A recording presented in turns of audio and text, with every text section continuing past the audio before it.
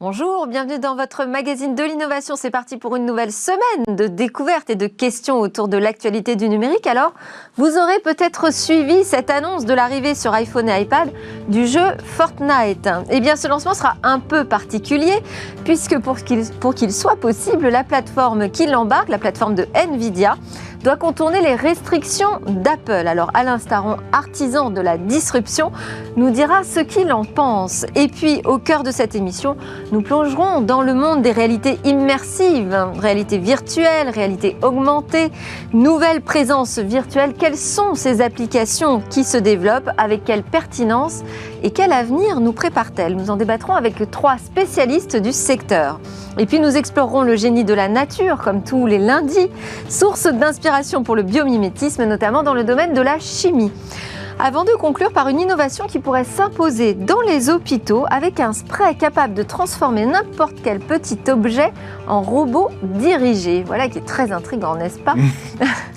Mais d'abord, donc place au regard disruptif d'Alain Staron. Bonjour Alain. Bonjour Delphine. Cette semaine, vous souhaitiez revenir sur la décision inédite d'Nvidia qui a rendu son service de cloud gaming, GeForce Now pour le nommer, accessible sur les appareils iOS grâce à une web app pour le navigateur Safari.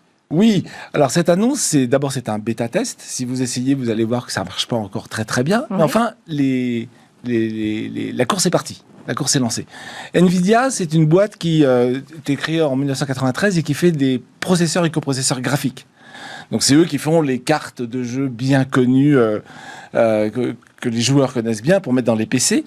Et c'est aussi eux qui ont beaucoup aidé les fabricants de consoles de jeux à développer leur hardware, les consoles de jeux que vous trouvez chez vous. Les consoles de jeux, c'est un vieux sujet. Hein, les consoles de jeux, Nintendo, l'arrière-grand-père du président jusqu'aux années 2000, c'était fabriquer des cartes de jeux. Et puis, il a créé Nintendo pour les vendre. Bon. Et puis, de fil en aiguille, il s'est mis à faire des jeux d'arcade et puis après des consoles dans les années 80. Sega, ils ont démarré par des jukebox au moment de la guerre de Corée et puis jeux d'arcade et enfin jeux. Et donc, vous avez eu un duopole, les plus anciens s'en souviennent, Sega-Sony, Sega-Nintendo, autour de la puissance des consoles et du catalogue de jeux qui est autour. Microsoft est arrivé en 1994. Sony est arrivé en 1994. Microsoft en 2001. Et Sega s'est arrêté. Vous avez maintenant un trio. Sony, Microsoft, Nintendo qui font des consoles de jeux. Consoles de jeux, c'est 150 millions d'exemplaires vendus pour les meilleures d'entre elles sur une période de 7 ans. Le business, en vrai, ce sont les jeux. Et voilà. Et c'est un point de passage obligé pour jouer.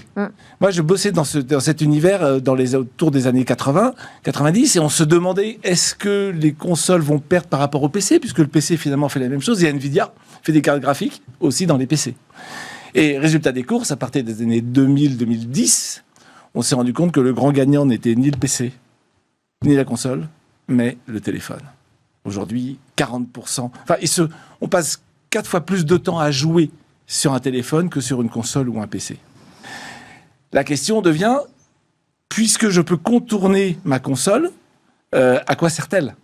Je rappelle que si une console se vend 150 millions d'exemplaires, dans toute sa durée, c'est-à-dire 7 ans, iPhone en vend 150 millions par an, iPhone tout seul.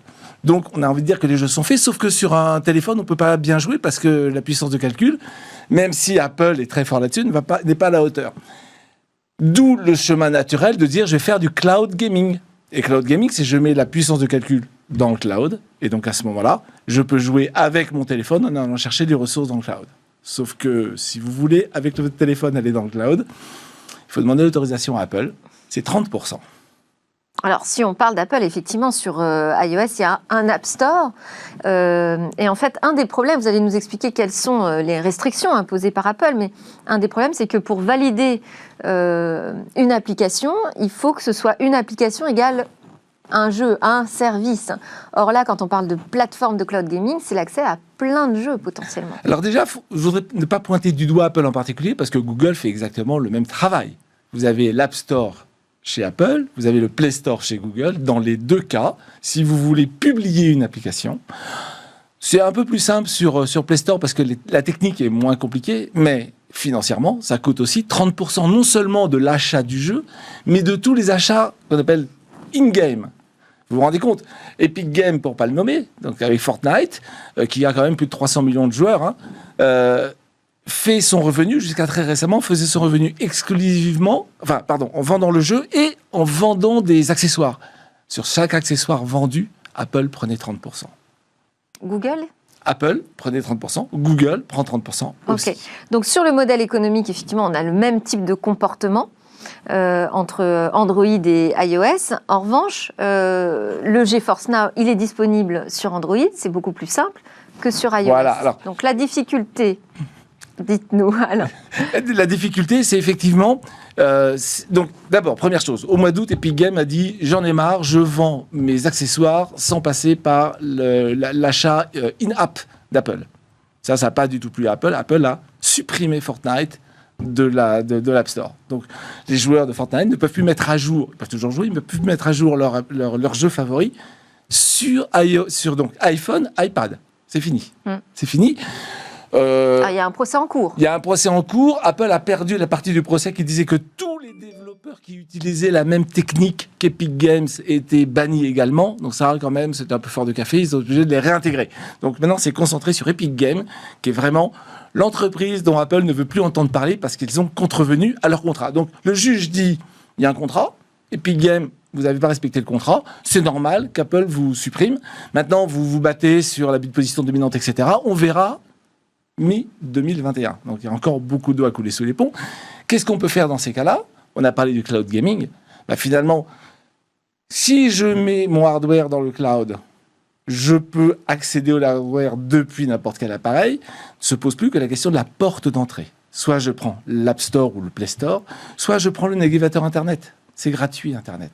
Et je peux y aller comme je veux. Et c'est ce que vient de produire. C'est assez compliqué quand même de rendre dans un browser, de rendre l'accès facile à une plateforme de jeu. C'est ce qu'NVIDIA vient de faire. NVIDIA, s'il y en a un qui sait ce que c'est qu'un coprocesseur graphique, c'est bien eux. Donc, ils rendent accès à la même puissance de calcul, voire plus, ils disent 40% plus de ce que vous trouvez dans une console de jeu en ligne. Donc, et le lien avec Epic Games, donc, c'est qu'on va pouvoir trouver via cette plateforme GeForce Now des jeux d'Epic Games, dont Fortnite. Dont Fortnite, pas tout de suite, mais il est prévu de mettre Fortnite. Vous pourrez donc rejouer à Fortnite sur Apple, sur iPhone et sur iPad. C'est un web app, comme vous l'avez très bien dit, donc c'est la même icône que si c'était une application, et c'est en ligne. La limite et donc on n'est pas obligé de passer par une autorisation d'Apple et par l'App Store. Alors, si vous lisez les tout petits caractères, je vais un peu regarder ce qui se passait. Donc, le cloud gaming, vous avez donc Nvidia qui s'est lancé en février, donc c'est assez récent. L'année dernière, fin d'année dernière, vous avez Google qui avait lancé Stadia. Vous avez Amazon qui prépare Luma maintenant. Et vous avez Facebook qui vient de lancer Facebook Gaming. Qu'écrit Facebook?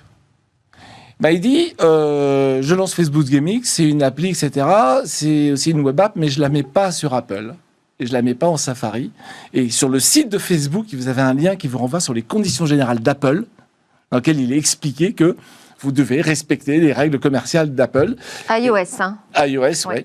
Et donc aujourd'hui, même un grand comme Facebook, qui est du côté d'Epic Games, dans le combat qui sont en train de se mener, les guerres d'influence, vous avez Facebook du côté d'Epic Games contre Apple. On ne sait pas exactement comment ça va se conclure, mais on voit mal comment Apple pourrait empêcher son navigateur d'accéder à tout Internet. Et donc, est-ce que ce serait une disruption de l'App Store? Et si c'est ça qui se précise, vous remplacez... Alors, c'est pas nouveau de se dire, je ne fais plus d'app, je fais des web apps. Sauf que la différence entre maintenant et avant, ça tient en 2 lettres. 5G. Autrement dit, la web app, grâce à la 5G, a la fluidité de ce qu'avaient les applis avant. C'est dramatique, parce que la 5G donc, permet de... Dramatique pour des gens qui font du hardware, très bien pour les joueurs, parce que des gens qui avaient l'habitude de faire du matériel, et Apple vient de lancer ses propres microprocesseurs dans son MacBook. Donc, des gens qui investissent dans le matériel, la 5G rend la passerelle entre le matériel chez soi et le matériel dans le cloud transparente. C'est aussi bien d'avoir le truc chez soi qu'à distance. Rend ou rendra, parce que pour nous, c'est encore un petit peu le futur. Merci beaucoup Alain Staron, PDG d'Amborella et auteur d'Autodisruption. Merci beaucoup Delphine. C'est l'heure de